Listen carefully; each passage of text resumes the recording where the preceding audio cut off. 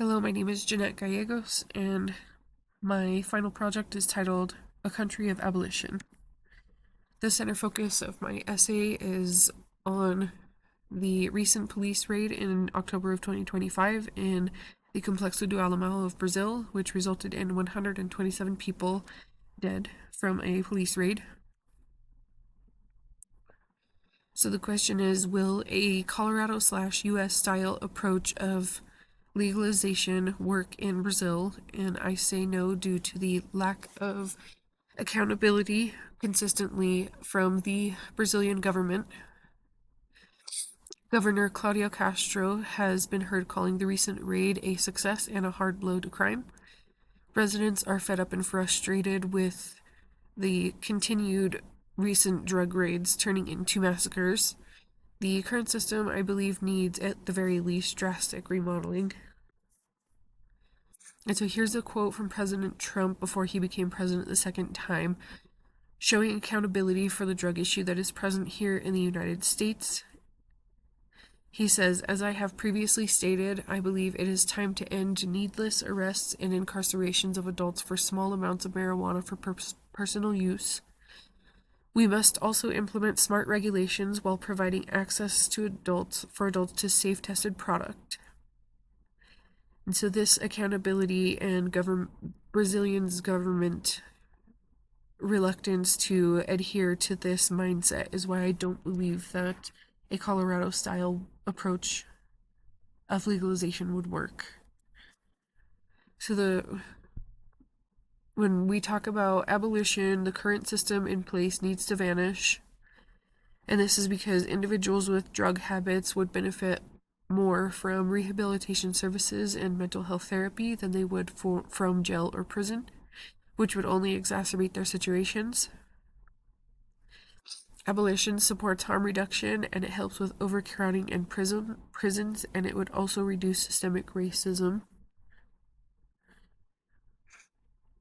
So here's a program and some historical examples of why harsh reactions usually result in negative outcomes.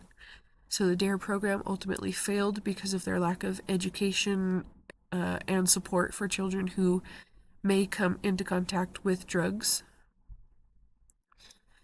Alcohol prohibition in the United States in the early 1920s and 30s ultimately resulted in the production of huge organized crime groups who would bootleg alcohol to find a way around the prohibition of alcohol. The Opium Wars. So when China stopped trade with Britain to try to attempt to stop opium from coming into China, this harsh sanction resulted in eventually 2 wars. So next I talk about poverty and violence experienced in the favelas.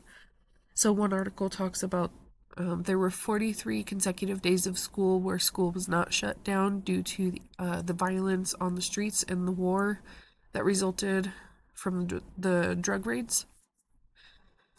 And then I compare this to In Search of Respect by Philippe Bourgeois, who does an ethnographical study on people in the United States who are addicted and sell crack.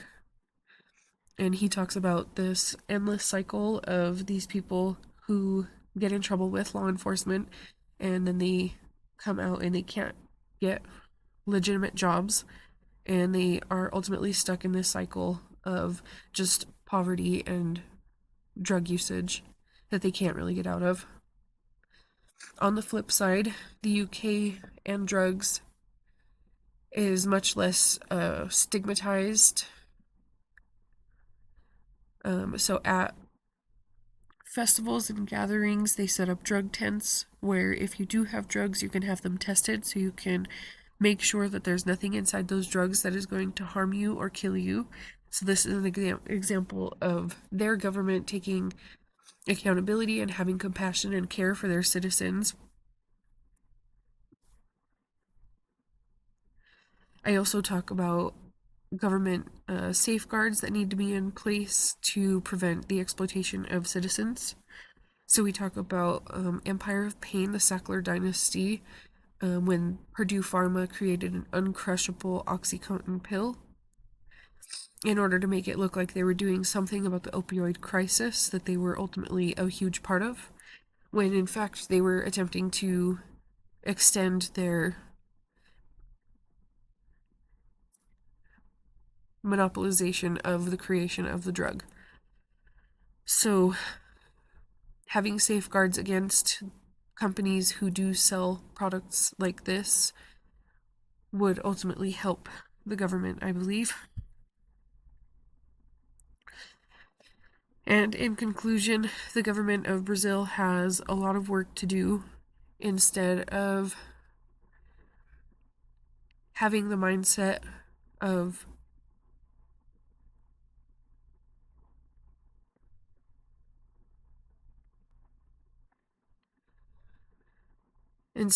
not having accountability, they should shift towards a system that focuses on care and compassion for the citizens.